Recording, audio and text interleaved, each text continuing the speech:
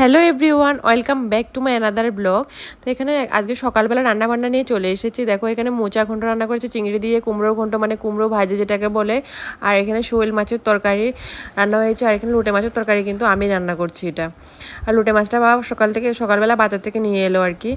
আর এখানে সন্দেশটা খাচ্ছিলাম, পুজোর সন্দেশ পুজোতে দিয়েছিল, ওটাই খাচ্ছিলাম। আর এখানে দেখো এটা পেঁপে পুরো মালার নারকেলের মালার মতো কেটেছে। এটা হলো আমাদের গাছের পেঁপেও। দেখো আমার মাথার উপরে গাছটার মধ্যে পেঁপেগুলো, এগুলো আর বড় হয় না, ছোটো ছোটোভাবে পেকে যায় আর কি। ওটাই মাকে দিয়েছে, খেলাম, দারুণ মিষ্টি কিন্তু।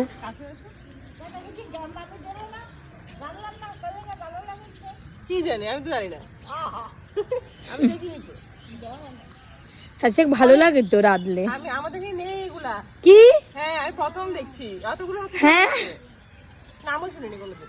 ছাঁচি শাক। হ্যাঁ অনেকগুলো হয়েছে তো না? হ্যাঁ অনেকগুলো। আমি আর কাকি মিলে সাথে শাক তুলছি।